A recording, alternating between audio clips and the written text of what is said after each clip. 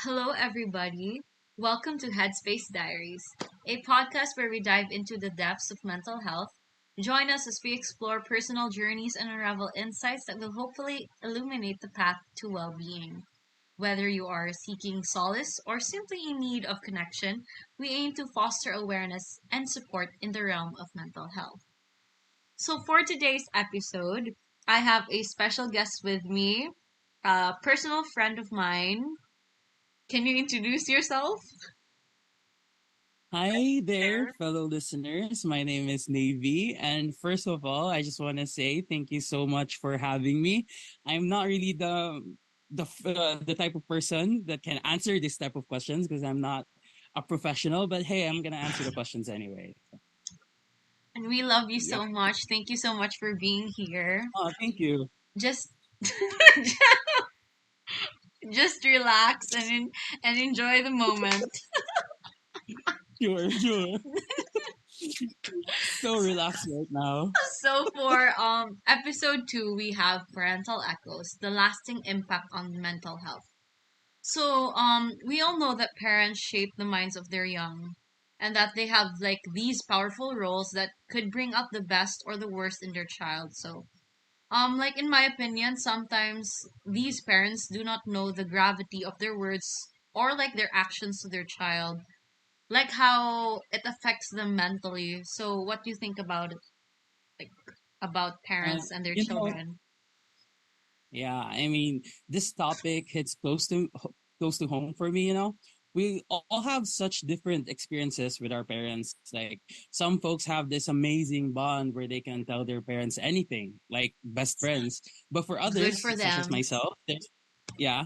But for others, such as like myself, there's a bit of a wall there, you know. We talk Yeah. with my parents, sure, but there are certain things that just feels off limits, you know. And like growing up with strict parents, I can say that it's really a battle.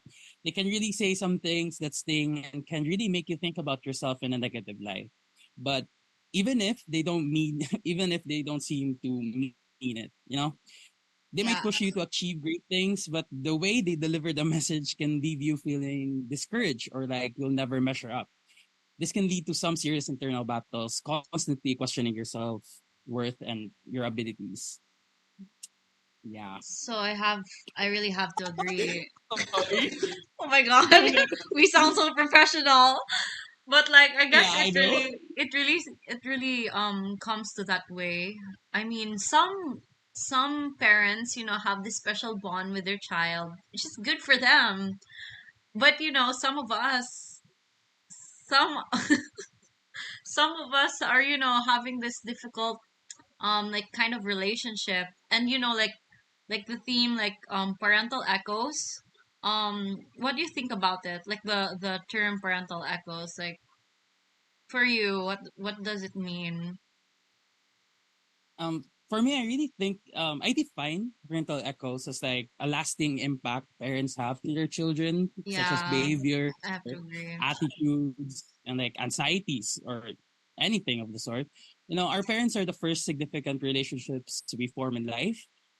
They shape how we see ourselves and the world around us and how we cope with challenges. The things they say and do, both the positive and the negative, can leave an imprint on us. And these imprints or echoes can influence our thoughts, feelings, and behaviors as adults. You know, what I have so much hope for our generation and the generation that will precede us is because right now I can see in social media and just by interactions of other friends of mine and people how they're really aware of the impact their parents had on them Yeah, and trying how to break passionate and determined they, di ba? And how passionate and determined they are to not like pass then this like type of trauma to the next generational generation, trauma. which which lacked from our parents and grandparents. So I'm just happy and delighted that we are in an age where we are self-aware and just active in trying to make a change and breaking the long line of generational trauma, you know. Yeah, it's really the passing down of mean words or like the trauma to one generation to the other, which makes it like really difficult or like the older or like the older generations to like, um wake up upon. However, our generation really is like woke, I guess. Like Yeah, in our terms, I we guess are I we guess are there's all like a woke. good thing. I think there's a good thing that the term woke can have on certain things. It cannot only be like it can't be just like a negative thing. Sometimes it can be good. So So like yeah. speaking about like parental echoes, like the lasting impact on these children. So um Mhm. how do parental experiences and behaviors from childhood affect like the emotional development of their children? Or like, you could share like your experience, personal experience. Hmm.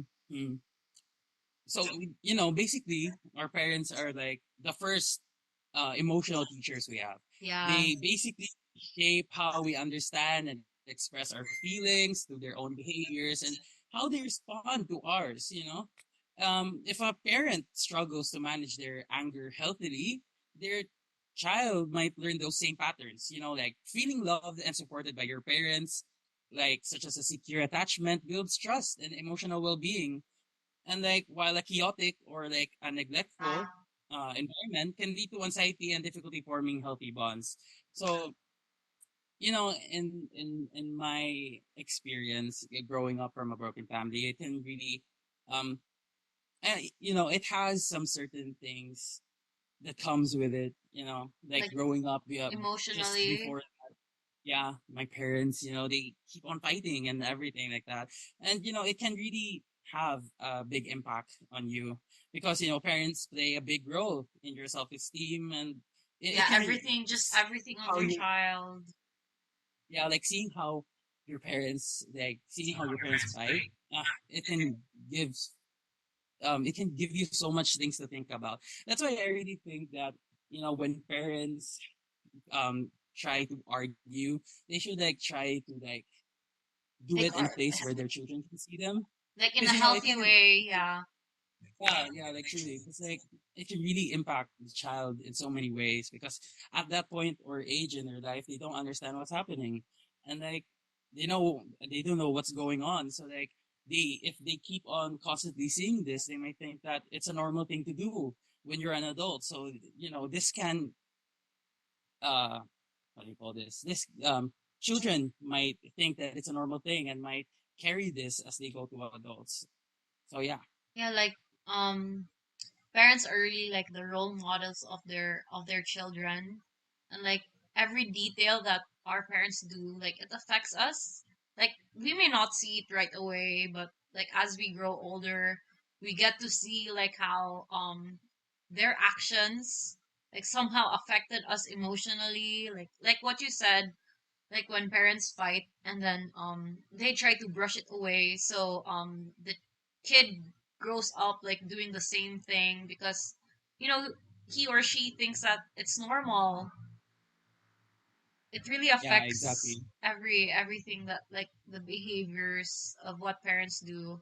I mean, yeah, Yeah, parents can make mistakes, of course. It's like their first time excuse me, their first time parents, so like there are some things that we should give them a break for, especially when it comes to like yeah, truly. handling some stuff, Yeah, because it's their generation just works that way. But yeah. sometimes it has to Mm-hmm. stop, so there's really a balance. Um, Okay, okay, go. going back, like the whole emotional residue and childhood development thing. I mean, one of the things also that can affect the child's emotional development also is like encouragement and positive reinforcement. Yeah, yeah, I have to agree. It builds a strong sense of self-worth, like while criticism and comparisons can leave children feeling like they'll never measure up. So in short, the emotional landscape of our childhood shapes the emotional landscape of our lives. So yeah, it's also very important that parents try to acknowledge the things that their children achieve, no matter how small it is. Because I think in the long run, it can really impact. Showing up to one of those recitals they have, Yeah, despite those. yeah, for you it can be like for the parents it may seem like a small thing, but But like the for little the things children out there, matter. Yeah, it's always the little things. The little things matter. Speaking about behaviors, about like the parents, can you share like a personal experience or like the common patterns or behaviors that can leave a lasting emotional impact on their child? If you have an experience on that. Um, yeah. I mean, there are lots of behaviors parents have that can leave a lasting impression on children. And, I don't know if you can cover everything, but from the top of my mind, one that really sticks out to me is when parents compare you to others or like Yes. downplay their achievement, like what I said earlier. Like, this can be a recipe for what some people call internalized negativity, where like kids start to believe they'll never be good enough because Wait, their I like that parents keep on term. finding. I like that term. Yeah, Can you say like, it again? like like this thing called like internalized negativity, where you start to believe that you're not good enough, mainly Yeah, because you keep on hearing from other people, especially your parents. Your parents should be your strength and your rock. And when those people that you rely to starts calling you things or starts to tell compare. you things that you're not Yeah, good enough and like compare you to other people, it can really um give you this thing called internalized negativity, and you start to doubt. And like, even though you know that, even though when people tell you that you're good at this you're. stuff, but deep in Mhm. yourself, it's embedded in your head and your heart that you're not good enough. And this is like a constant voice in your head, whispering doubt, chipping away at your self-esteem, which as we grow old can really affect how we really go through life on a daily basis, and constantly, and consequently our relationships as well, especially with the people we try to make a connection with, um It really later on in affects. our adult Yeah, lives, diba? And when we try to create relationships with, like, such as our partners, or like with friendships, or like relationships in general, when they say things that, like something to compliment us, and yet we think that that it might be lies, or they might not be meaning it, because deep in our heart we are reminded of the things our parents told us when we were young, that we're not good enough and that we can never achieve those things, or like comparing us, making us feel like downplaying, again, our achievements.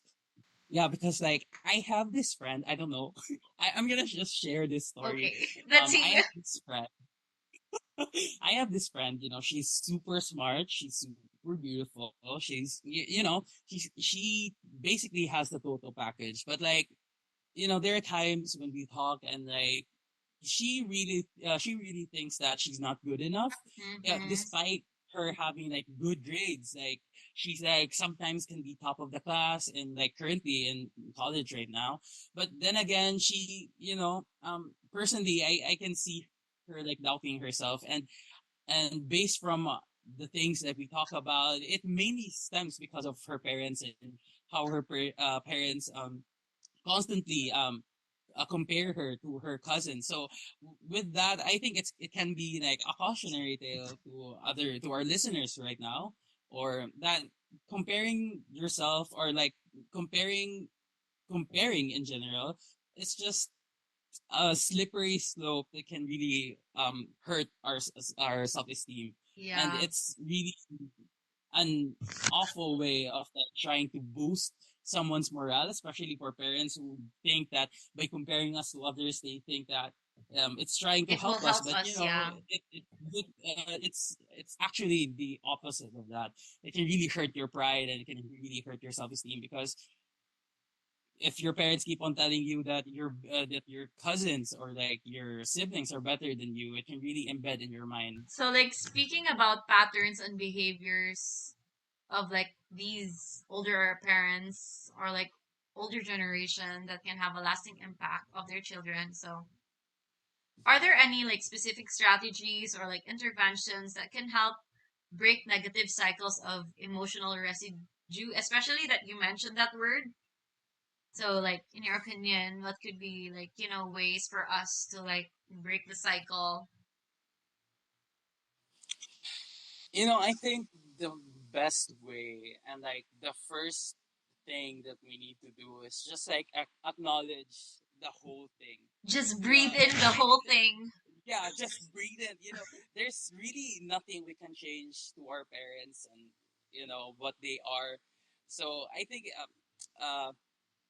since we're like talking about the concept of parental echoes and our parents' experiences, the good news is that it doesn't have to be the end, and there are ways to break free from those negative cycles and build healthier emotional patterns. And just first, firstly and mainly, you need to acknowledge it and like Yeah. try to understand that it is what it is, I guess. Yeah. Trying to And deny it doesn't help. Like it yeah, just and just I think it's already enough that we are like in our generation today we are acknowledging it. The having to acknowledge it is very important because it can help us in ways that when we in the future in the future if we have children we can try to implement the things that we didn't get from our parents or the lapses our parents had or the mistakes mhm. they made.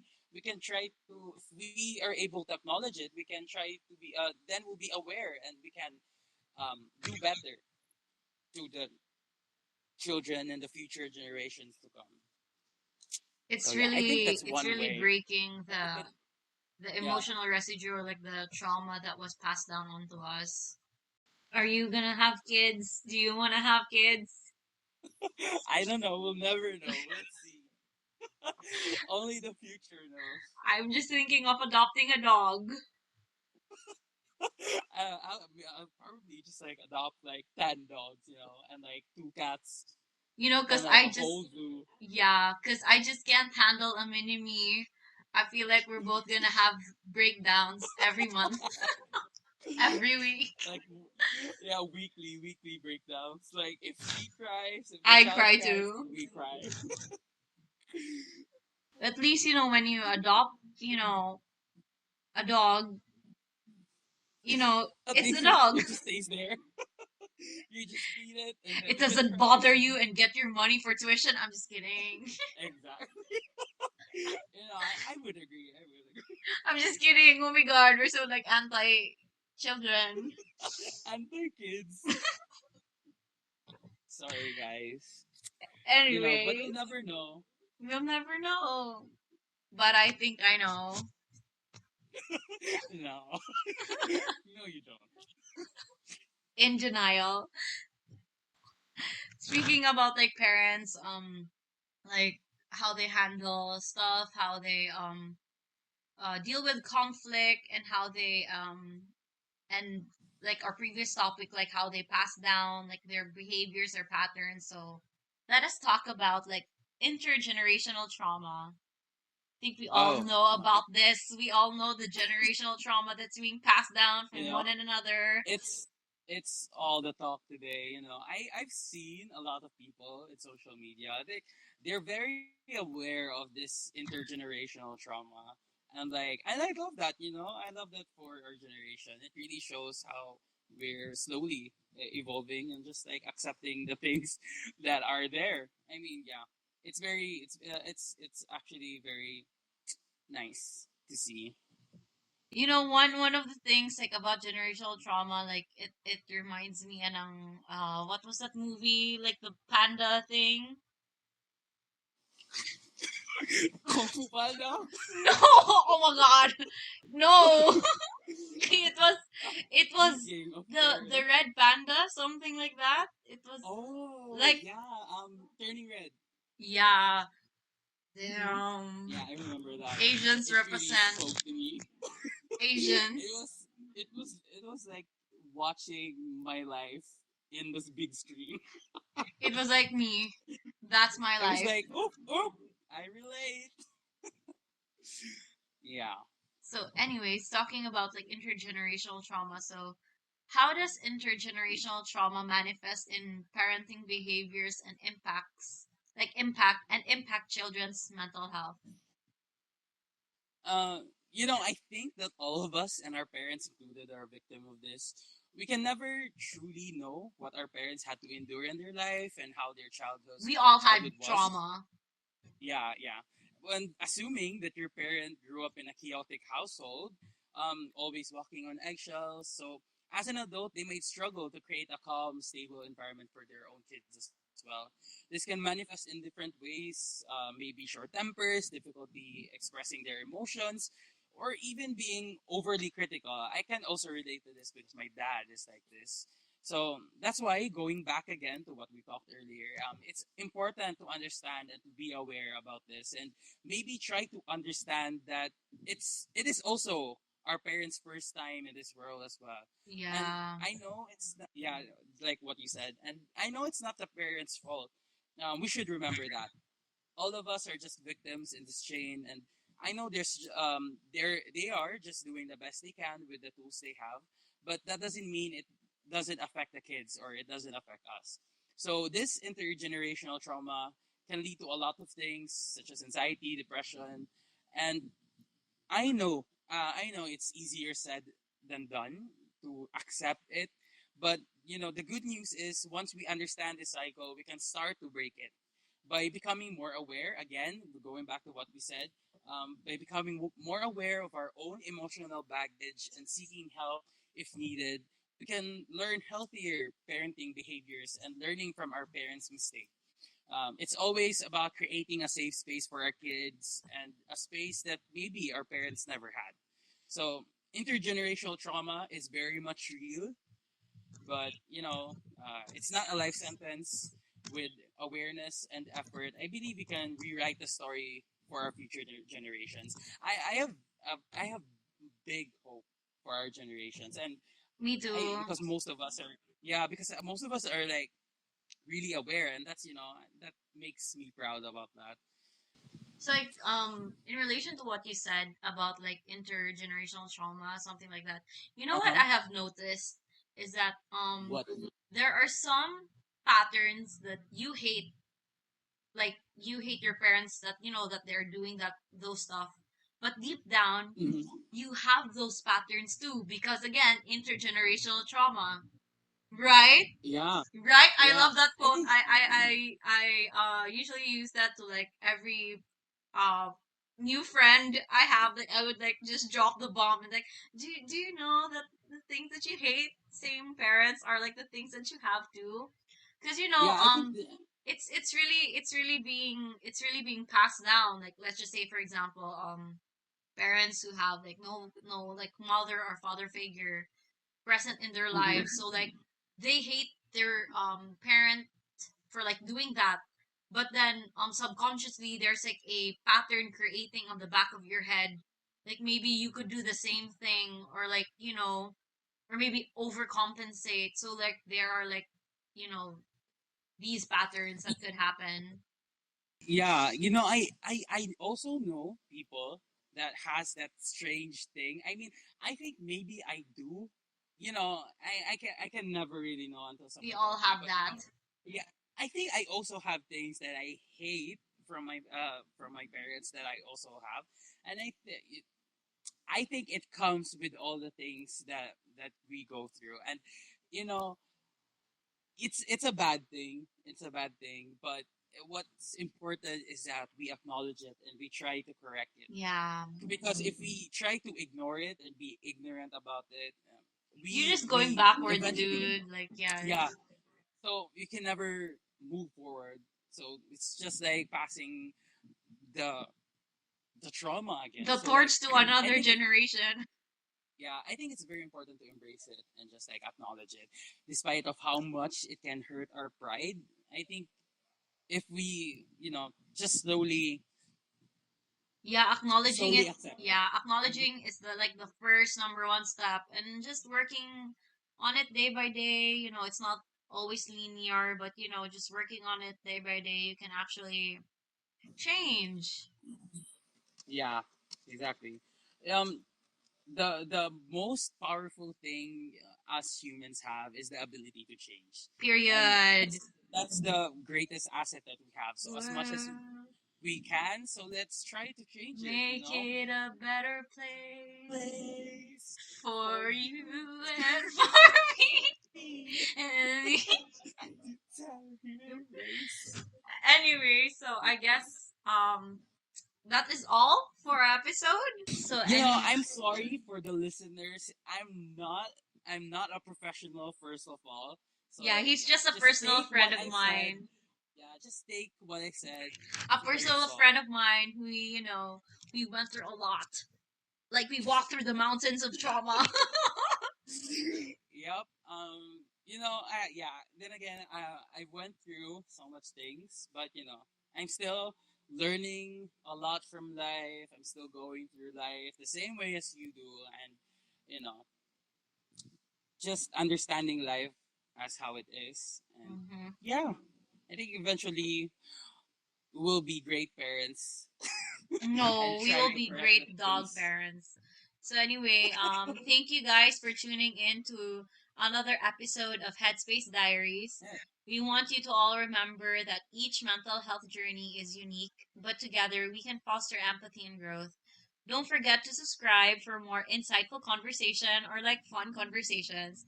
Until next time, take care of your mind and keep writing your own Headspace diary.